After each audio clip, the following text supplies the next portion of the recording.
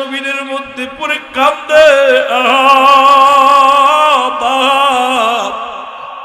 ও আমার আল্লাহ, ও আমার আল্লাহ। বেলালের কান্না দেখে আকাশ জমিন বাড়ি হয়ে গেছে। নিষ্ঠুর উমায়ার বাইরের দিলে কোনো দয়া নাই, মায়া নাই। হায়রে মুসলমান,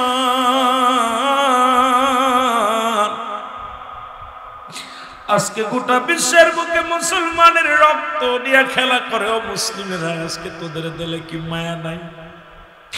ও মুসলমান, একটা কথা বারবার মনে পড়ে যায়। নবী বলছে বাল হুয়া কিলা, এই দুনিয়াটা হলো পচা দুর্গন্ধ মরি। মানুষের চরিত্র হলো কুকুরের চরিত্র। আজকে কুকুর যেমন মরি পাইলে খুশি হয়, সারা পৃথিবীর মুসলমান এখন সম্পদের পাগল, টাকা দিয়ে কিনে নেয় মুসলমানদেরকে। আজকে আমার কিনেছে, মুখ বন্ধ করে দেয়, আপনাকে মুখ বন্ধ করে দিছে। আজকে ইসরায়েলের অসভ্য মানুষ, মুসলমান আমেরিকার অসভ্য মানুষগুলো আজকে মুসলমানদের মাথা যারা তাদেরকে কিনে নিছে, খেলার পুতুল বানায় ফেলেছে। আজকে বড় বড় মন্ত্রণালয়ের মধ্যে তাদের রাজত্বই চলে, সব জায়গা তাদের রাজত্বই চলে। আরে মুসলমান একদিন মাথা উঁচু করে দাঁড়াইবে, ভয়ের কোনো কারণ নাই। আমরা হার মানতে রাজি নাই, জীবন দিতে রাজি, ইমান দিতে রাজি নয়। মুসলমান রক্ত দিতে রাজি, মুসলমান জীবনের পরোয়া করে না, মুসলমান ইমানের পরোয়া করে। ওরে খাঁটি ইমানদার যিনি, তারে কিনা যায় না। খাঁটি ইমানদার যিনি, তারে সমাজে চিনা যায় না। এই পাগলগুলো আমার মাওলার পাগল, আমার আল্লাহর পাগল, দিনের পাগল, মদিনা আলার পাগল। আজকে আমরা নামদারি মুসলমান। যে কথা বলতেছিলাম, বাল হুয়া কিলা, নবী বলছে এই দুনিয়াটা পচা দুর্গন্ধ মরি। মানুষের চরিত্র হলো কুকুরের চরিত্র। কুকুর যেমন মরি পাইলে খুশি হয়, সে তার জাতি ভাইকে ভাগ দিতে রাজি নয়। যদি আপনাদের এই বাইজিতপুরের জমিনে মুসলমান শুনে নাও, এই নিতারকান্দির জমিনে, দড়িকান্দির জমিনে একটা গরু মরে যায়, এই গরুটা যদি একটা কুকুর টের পায়, ও সামনে নিয়ে বসে থাকবে, কাউকে ভাগ দিবে না, অন্য কুকুরে তাড়ায়া দিবে, ওর যাইতে বাইরে খাইতে দিবে না। মরি শুধু কুকুরে খায় না।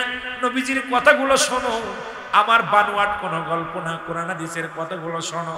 নবী বলছে শুধু মুসলমান শোনো, মরি শুধু কুকুরে খায় না, মরি খায় অন্যান্য প্রাণীরা খায়।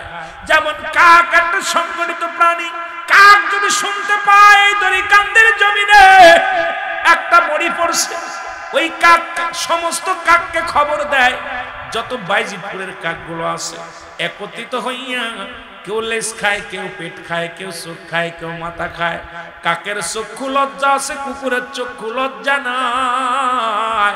আরে মুসলমান, তোদের পায়ে ধরে বলে যায়, কে কোন দল করিস দেখার সময় নাই, কে সর্বনাই, কে আত্মসী, কে সারসিনা, কে জামাত ইসলাম, কে তাবলিগ, আমার দেখার সময় নাই। আরে মুসলমানদের ঐক্যর স্বার্থে, মদিনা আনার জন্য, কোরআনের স্বার্থে তোরা এক হয়ে যা, এক হয়ে যাও। আজকে মুসলমান এক হয়ে যাও।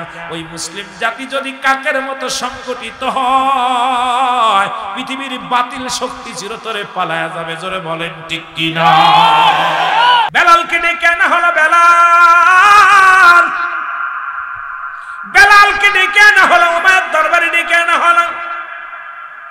উমাইয়া জিগায়, বেলাল তুমি নাকি নতুন কোন কবিতা পড়েছো? কোন নতুন কোন কবিতা আবৃত্তি করেছো?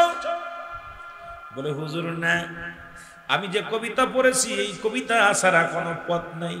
এই কবিতা হুজুর, বেলাল রে জিগায় তোরে খাওয়াই কে? আমার খাওয়াই আল্লাহ। সুবহানাল্লাহ বলেন। উমাইয়া জিগায়, বেলাল তোরে খাওয়াই কে? খাওয়াই কে? পড়াই কে? বেলাল তোরে করাই করছে কে? কয় তুমি। বেলাল ডাক দে কয়, উমাইয়া কয় না বেলাল না, আমি তোর মালিক, আমি তোর সব, তোর খোদা তোর কিচ্ছু নয়, সব কিছুর মালিক হলাম আমি। বেলাল কয়, উমাইয়া রে আপনার মালিক কে? কয় আমার মালিক আমি নিজে। উমাইয়া কয় বলে, উমাইয়া কয় বেলাল আমি হলাম আমার মালিক আমি নিজেই। বেলাল বলে না না, লা ইলাহা ইল্লাল্লাহু মুহাম্মাদুর রাসূলুল্লাহ। জোরে জোরে চিল্লায় বলা যাবে না সাল্লাল্লাহু আলাইহি ওয়াসাল্লাম, জোরে জোরে চিল্লায় একবার বলেন আল্লাহু আকবার।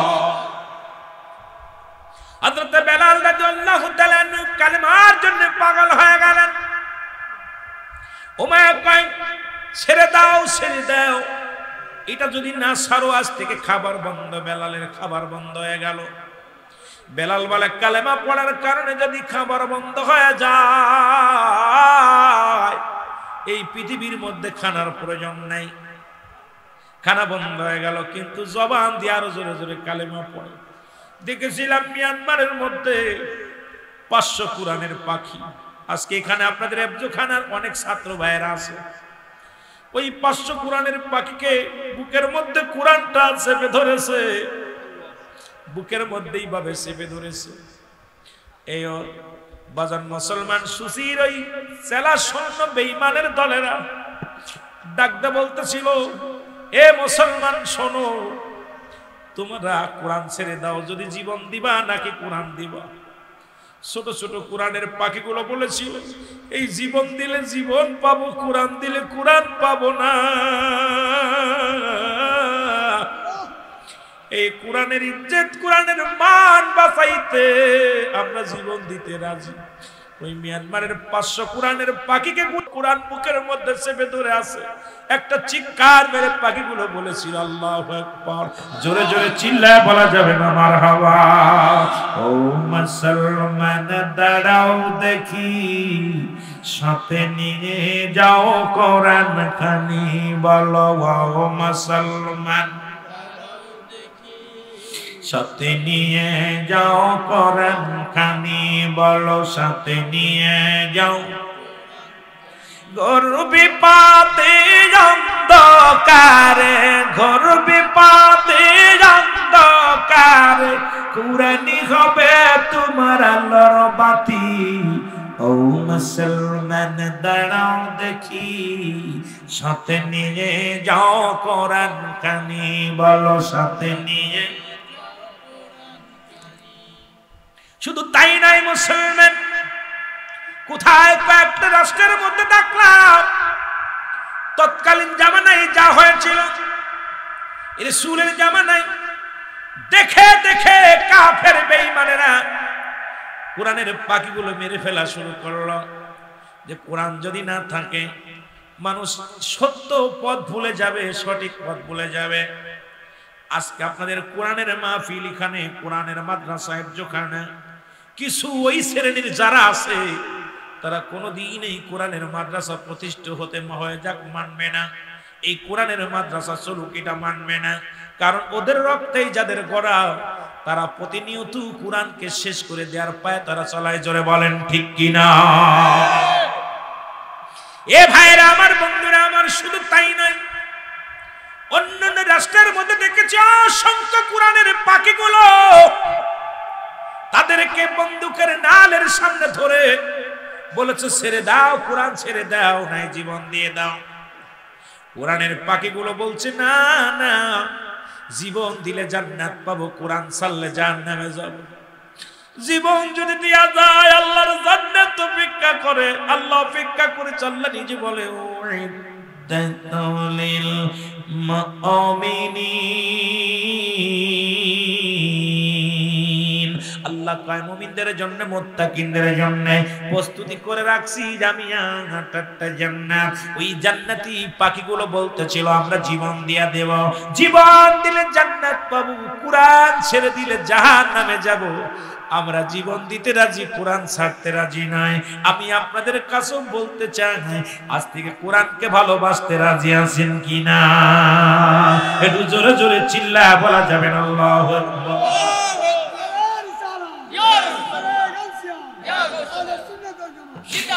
আমার মনের জল্পনা কল্পনা নবী যাব আমি সোনার মদিনায়, বলো যাব আমি সোনার মদিনায়, বলো যাব আমি ইরি আমার মনের জল্পনা কল্পনা, নবী যাব আমি সোনার মদিনা। আরো জোরে বলেন যাব আমি সোনার মদিনা। এর নবীজি কেউ ভালোবাসি, মনটাই আমার অনেক খুশি। নবীজি কেউ ভালোবাসি, মনটাই আমার ওরে নবীজি কেউ ভালোবেসে তৃপ্তি মেটে না, বলো নবীজি কেউ ভালোবেসে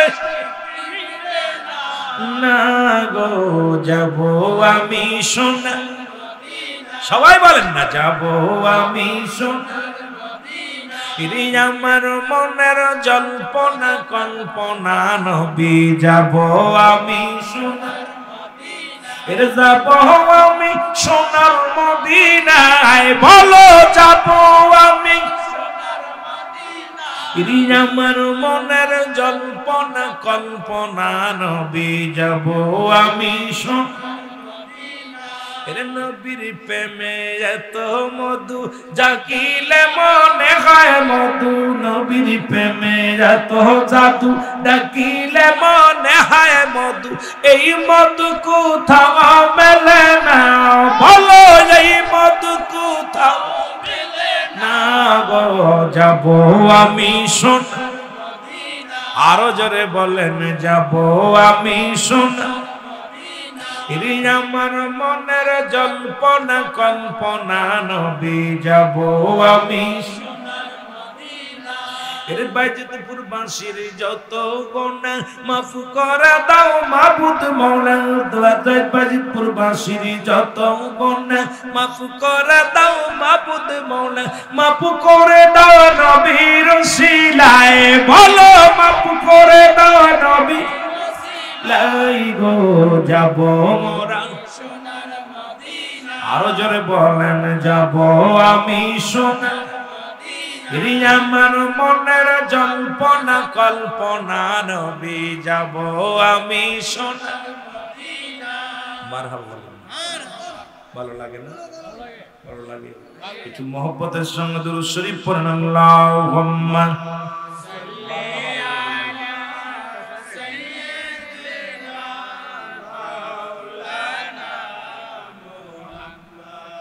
وعلى آل سيدنا।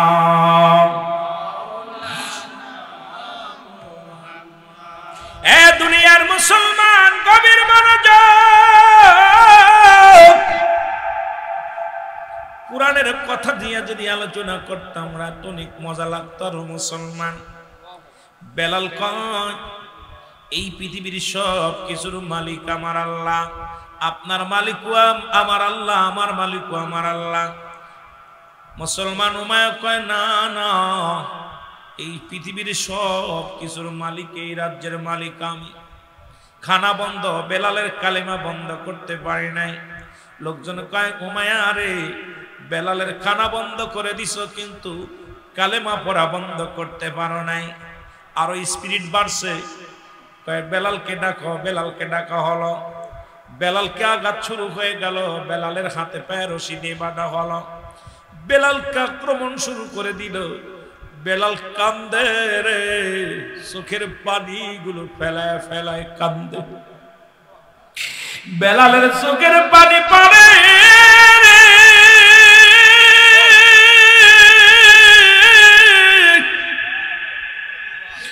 বেলাল জমিনের মধ্যে লুটাই কান্দার বলে আমার আল্লাহ এই জীবনের মালিক আপনি, এই জীবনের সব কিছুর মালিক গো আপনি গো আমার আল্লাহ। আল্লাহ জীবন দিয়া দিব তবু কালেমা ছাড়ব না।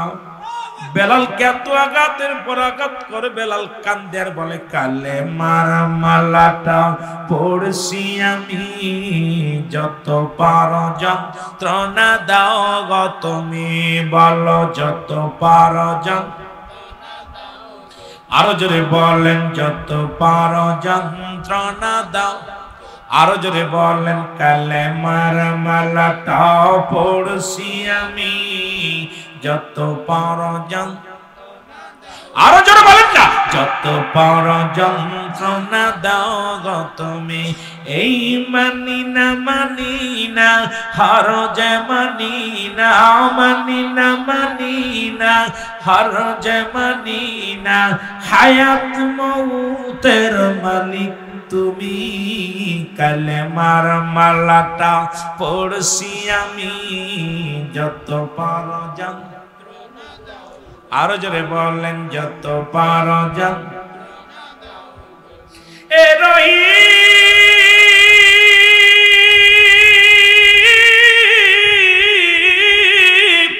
এ রহমান আমার জীবনের মালিক তুমি বলো আমার জীবনের আরো জোরে বলেন আমার জীবনের মালিককে প্রধানমন্ত্রী এমপি সাহেব ও মুসলমান দাদু দাদি না চেয়ারম্যান মেম্বার আপনারা আমার জীবনের মালিক বাবা মা জীবনের মালিক হলো আমার আল্লাহ বেলাল বলতেছে বেলাল কি বলে চোখের পানি ছেড়ে বলেন এই দুনিয়ার মানুষ শোনো সব কিছু ছাড়তে পারি কালেমা ছাড়তে পারি না কারণ আমার হায়াত মউতের মালিক হলো আমার আল্লাহ জোরে বলেন ঠিক কি না এ রহিম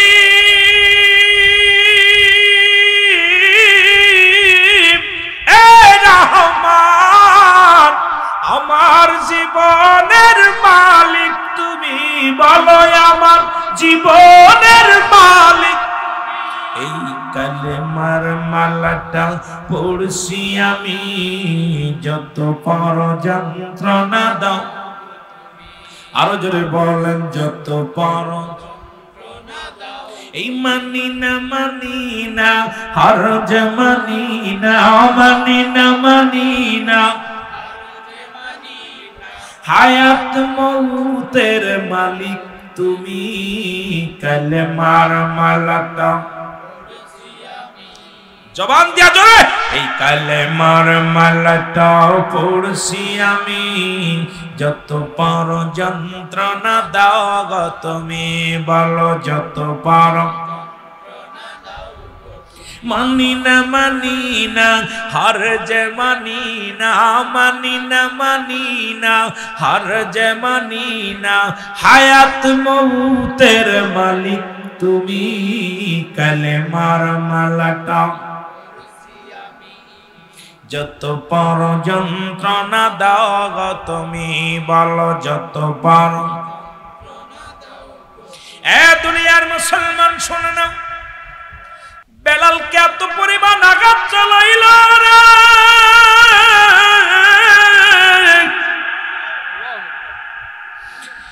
বেলালকে মেরে রক্তাক্ত করে ফেলল বেলাল জমিনের মধ্যে পড়ে কাঁদে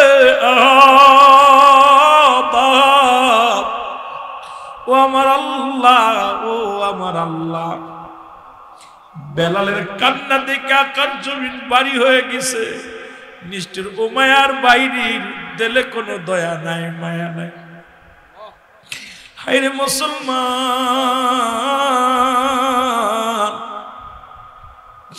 আজকে গোটা বিশ্বের বুকে মুসলমানের রক্ত নিয়ে খেলা করে ও মুসলিমেরা আজকে তোদের দিলে কি মায়া নাই ও মুসলমান একটা কথা বারবার মনে পড়ে যায় নবী বলছে বালহুয়া কিলা এই দুনিয়াটা হলো পচা দুর্গন্ধ মরি মানুষের চরিত্র হলো কুকুরের চরিত্র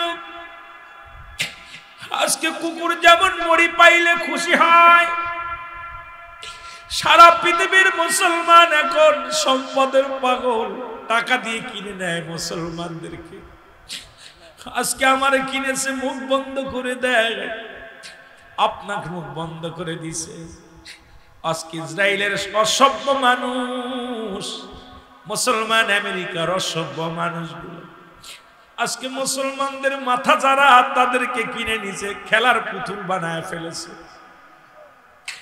আজকে বড় বড় মন্ত্রণালয়ের মধ্যে তাদের রাজত্বই চলে সব জায়গা তাদের রাজত্বই চলে। আরে মুসলমান একদিন মাথা উঁচু করে দাঁড়াইবে, ভয়ের কোনো কারণ নাই। আমরা হার মানতে রাজি নাই, জীবন দিতে রাজি, ইমান দিতে রাজি নয়। মুসলমান রক্ত দিতে রাজি, মুসলমান জীবনের পরোয়া করে না, মুসলমান ইমানের পরোয়া করে। ওরে খাঁটি ইমানদার যিনি তারে কিনা যায় না, খাঁটি ইমানদার যিনি তারে সমাজে চিনা যায় না। এই পাগলগুলো আমার মাওলার পাগল, আমার আল্লাহর পাগল, দিনের পাগল, মদিনা আলার পাগল। আজকে আমরা নামদারি মুসলমান, যে কথা বলতেছিলাম বাল হুয়া খেলাফ। নবী বলছে এই দুনিয়াটা পচা দুর্গন্ধ মরি, মানুষের চরিত্র হলো কুকুরের চরিত্র। কুকুর যেমন মরি পাইলে খুশি হয়, সে তার জাতি ভাইকে ভাগ দিতে রাজি নয়। যদি আপনাদের এই বাইজিতপুরের জমিনে মুসলমান শুনে নাও, এই নিতার কান্দের জমিনে, দড়িকান্দের জমিনে একটা গরু মরে যায়, এই গরুটা যদি একটা কুকুর টের পায়, ও সামনে নিয়ে বসে থাকবে, কাউকে ভাগ দিবে না, অন্য কুকুরে তাড়ায়া দিবে, ওর যাইতে বাইরে খাইতে দিবে না। মরি শুধু কুকুরে খায় না। নবীজির কথাগুলো শোনো, আমার বানোয়াট কোন গল্প না, কোরআন হাদিসের কথাগুলো শোনো।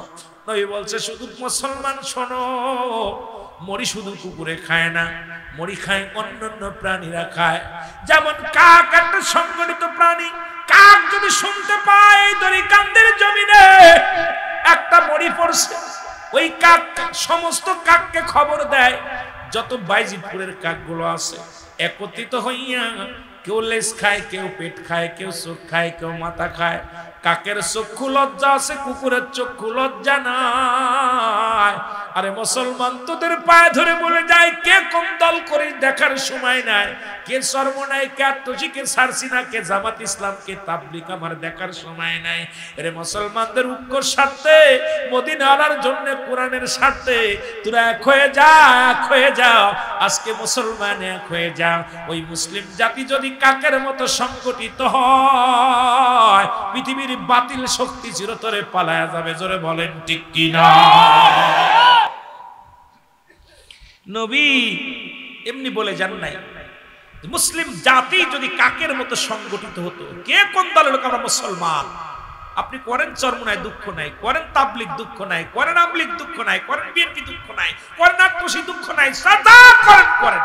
কিন্তু বৃহত্তম স্বার্থে, কোরআনের পক্ষে, হাদিসের পক্ষে যখন ঐক্যবদ্ধ হয়ে এক ময়দানে নামবো, চিরতরে বাতিলেরা থরথর করে কেঁপে ময়দান থেকে পালাবে। জোরে বলেন ঠিক কিনা? কিন্তু আমাদের অবস্থা চিন্তা করি, ওর জামাত ইসলাম করে বসাইছে বসাক, ও আমলিগ করে বসা, ও বিএনপি করে বসা, ও চরমনায় বসা, ও আট্টসি বসা। কিন্তু একজন আর একজনের এই কুকুরের স্বভাব, নবীজি বলছে কুকুরের স্বভাব পরিত্যাগ করতে হবে। মুসলিম সমাজ তোমাদের ঐক্যবদ্ধ হতে হবে, কাকের মতো সংগঠিত হতে হবে। কষ্ট পাচ্ছেন আপনারা? কষ্ট পাচ্ছেন? আজকে দাড়ি নিয়ে, মারামারি নিয়ে, ইহুদি খ্রিস্টানরা দেখে, কেউ বলছে ফাড়া পাঞ্জাবি, কেউ কয় গোল পাঞ্জাবি, কেউ বলতেছে আপনার ওই লম্বা টুপি, কেউ বলতেছে সোহ টুপি, কেউ কয় 7.5 হাত পাগড়ি, কেউ কয় 14 হাত পাগড়ি, কেউ কয় মিসাক কর, কেউ কয় বিরাস কর, কেউ কয় লম্বা দাড়ি বানা, কেউ কয় খাটো দাড়ি বানা। আমরা এদিক দাড়ি টুপি নিয়ে মারামারি শুরু করছি, এদিকে ইহুদি খ্রিস্টান নেসারারা মুসলমানদের রক্ত নিয়ে খেলা করে। জোরে বলেন ঠিক কিনা? আরো জোরে বলেন ঠিক কিনা? হয়তো আমার কথায় অনেকে কষ্ট পাইতে পারে। আমি কারোর বিপক্ষে কথা বলি না, কারোর পক্ষ কথা বলি না। যদি তাতে কেউ বেঁধে যায়, কষ্ট পায়, কিচ্ছু যায় আসে না। কে কষ্ট পেল আর কে পেল না, আমার কিচ্ছু আসে যায় না। আমাদের বৃহত্তম স্বার্থে, মুসলমানদের ঐক্যবদ্ধতে, কোরআন হাদিসের সম্মান ইজ্জত বাঁচানোর জন্য আমাদের ঐক্যবদ্ধের বিকল্প নাই। জোরে বলেন ঠিক কিনা? আরো জোরে বলেন ঠিক কিনা? ঐক্যবদ্ধ হইতে রাজি আছেন? আরো জোরে বলেন রাজি আছেন? বাবা, মুসলমান বেশি হওয়া লাগবে না।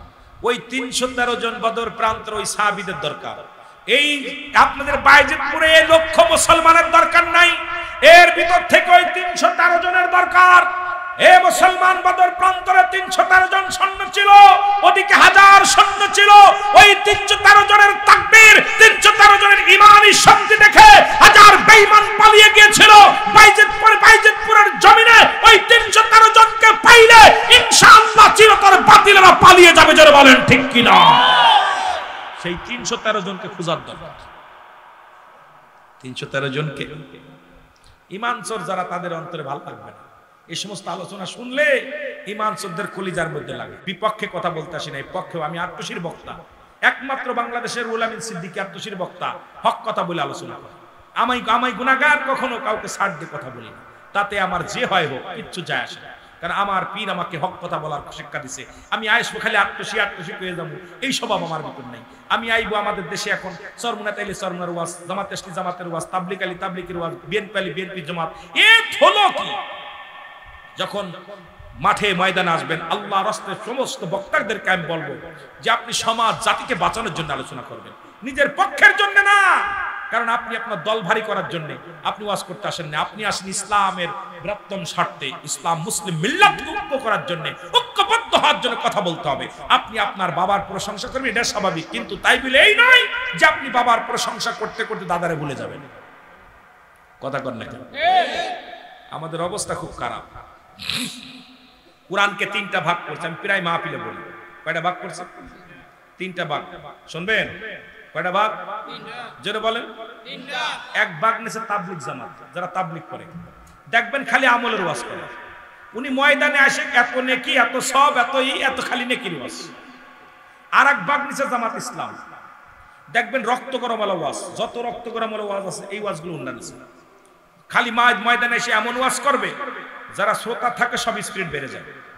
আর একটা ভাগ নিচে পীর মুরিদি যারা করে, পীর সাহেবরা, কত হাজার মুরিদ, আমার মুরিদ হলো 15,000, ও কয় 20,000, ও কয় 40,000। ওরা ওই খালি পীর মুরিদি, যাতে কত হাজার মুরিদ বাড়ছে এই ওয়াজ নিয়ে ব্যস্ত আছে। যদি ওরা কড়া ওয়াজ করে, হকের ওয়াজ করে, মুরিদ কমে যাবে। যদি মুরিদরা কয় বিড়ি খাস নে, তাহলে আর মুরিদ আসবে না। যদি কয় মুরিদরা তুই দাড়ি ছাসবি না, তাহলে আর মুরিদ হবে না।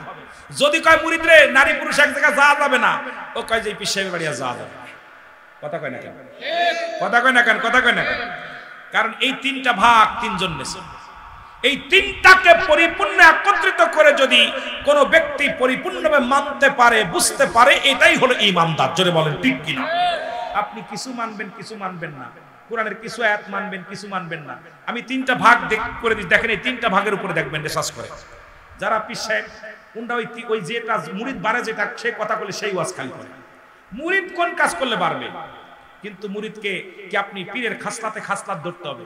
এখন আপনার মুরিদ যখন যিনি মুরিদ হবে তাকে আগে পীরের খাসলাত দিতে হবে। পীর যদি তাহাজ্জুদের নামাজ পড়ে আপনাকে পড়তে হবে। পীরের দাড়ি আছে, টুপি আছে, আপনার থাকা লাগবে। পীরে এখন অধিকাংশ জায়গায় পীরও বিড়ি খায়, মুরিদও বিড়ি খায়, আছে না? কথা কন না? আল্লাহর রাস্তে কবনে নাম কবনে, আমিও পীর মুরিদি করি। কিন্তু এমন এমন পীর আছে আপনাদের আশপাশের জেলায়, যেই পীর সাহেবরে বিড়ি প্যাকেট বকশিশ দেয়। একদিন ওয়াজে গেছি, হুজুরের পাশে বসে আছি, এখন বেনসন সিগারেট মানে 30-35 প্যাকেট, মুরিদ খালি বেনসন প্যাকেট হাতের মধ্যে, আর হুজুর খালি সুমা দেয়, কাম সারছে। তখন আমি বইয়ে একটা গজল গাইছিলাম, আপনারা সবাই মনে শুনছেন, যে কবরেতে আগুন পাবি বিড়ি পাবি না, খারে জম্মের খাওয়া যত খাবি খা, কবরেতে আগুন পাবি বিড়ি পাবি না, ফেরেশতারা খায় না ঘুষ, থাকিবে না তোর যে হুশ, আগুন দিবে কবরে তোর জান মারিবে ধরে, সারা পাবি না, কবরেতে আগুন পাবি বিড়ি পাবি না। এই শব্দে মনটা বেজা। কথা বুঝলেন? রাগ করেন আপনারা? রাগ করেন? আমি কি হাসা কথা কইছি না খারাপ কথা কইছি? কবরে আগুন পাওয়া যাবে, বিড়ি পাওয়া যাবে। এরা কামেল নয়। কামেল পীর চিনার জন্য একজন পীর সাহেবের ভিতরে 9টা গুণাগুণ থাকবে। এই 9টা গুণের একটা গুণ যদি তার ভিতরে না থাকে, সে নাকেস।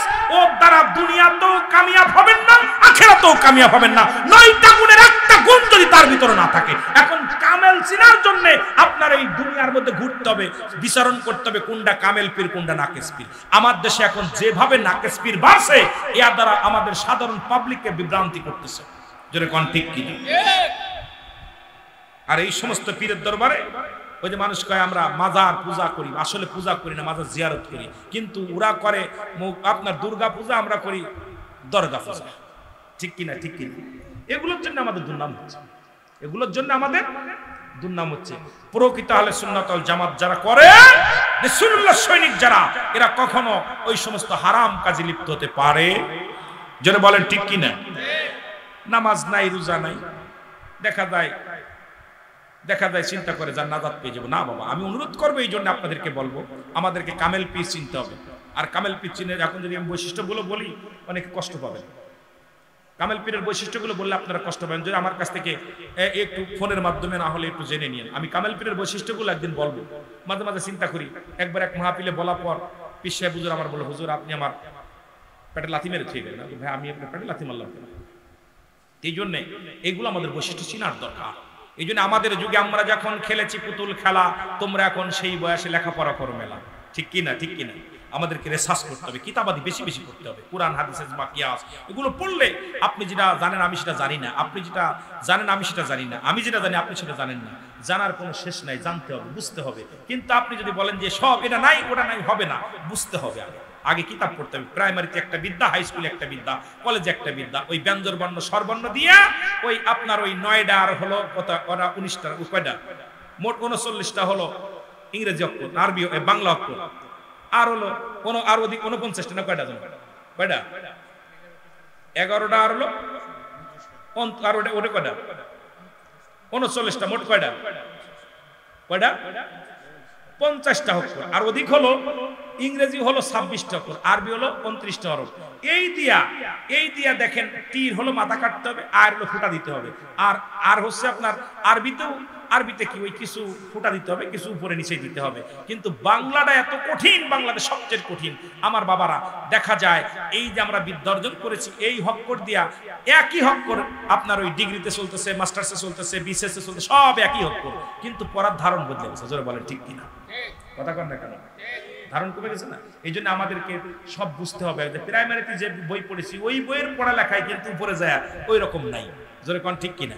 হাই স্কুলে একরকম, কলেজে একরকম, বিশ্ববিদ্যালয়ে এরকম। এই জন্য আমাদেরকে পড়তে হবে। এই জন্য আমাদের যুগে আমরা যখন করেছি পুতুল খেলা, তোমরা এখন সেই বয়সে লেখাপড়া করো না। আমার বন্ধুগণ গভীর মনোযোগ দিকে না, একটু পিছে চলে যাই। বেলাল কাঁধে পেয়ে রশি দিয়ে বাঁধা হলো, তার গায়ের মধ্যে চাবুকের মারা হলো। বেলাল উত্তপ্ত নদীর মধ্যে, পাথরের মধ্যে পায়ের মধ্যে রশি লাগাইয়া ঘোড়ার পিছে বাঁধিয়া টানা হলো। বেলালের জবান দিয়া শুধু বাইর হয় লা ইলাহা ইল্লাল্লাহু মুহাম্মাদুর রাসূলুল্লাহ। জোরে জোরে চিল্লায়া বলেন সাল্লাল্লাহু আলাইহি ওয়াসাল্লাম। জোরে জোরে চিল্লায়া বলেন মারহাবা মারহাবা। একটু জিকির করেন লা ইলাহা ইল্লাল্লাহ। জোরে লা ইলাহা কারেন্ট চলে গেল নাকি?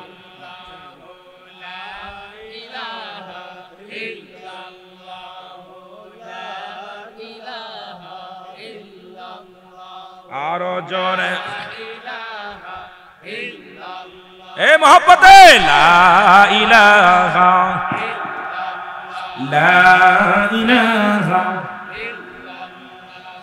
ইল্লাল্লাহু মুহাম্মাদুর রাসূলুল্লাহ সাল্লাল্লাহু আলাইহি ওয়াসাল্লাম। তার হাতে পায়ে বেঁধে উত্তপ্ত গরম বালুর উপরে রেখে দেয়া হলো, বুকের উপরে পাথর চাপা দেয়া হলো। কিন্তু বেলালের জবান থেকে কালেমা সরাতে পারে নাই, শুধু ইল্লাল্লাহু আহাদ আহাদ শব্দ উচ্চারণ করতে লাগলেন। এ মুসলমান গভীর মনোযোগ, এ মুসলমান গভীর মনোযোগ। এত যন্ত্রণা, এত লাঞ্ছনা, এত কষ্ট দিয়া পর কালেমা বলে নাই। বেলালের পায়ে হাতে পায়ে শিকল বেঁধে পাথর বুকের উপরে দিয়া উত্তপ্ত নদীর উপরে পাথর চাপা দিয়া ফেলে রাখা হলো। বেলাল হুকুম দিলেন, ওমায়া হুকুম দিলেন, যতক্ষণ পর্যন্ত বেলাল মৃত্যুবরণ না করে, বেলালকে যেন এখান থেকে কেউ না বাঁচায়, বুকের পাথর যেন কেউ খুলে না দেয়। মুসলমান শুনে নাও, এইরকম রেখে দিলেন বেলালকে। একদিন ওরকম সকাল থেকে সন্ধ্যা পর্যন্ত, দুপুর গড়িয়ে গেল, বিকেল হয়ে গেল।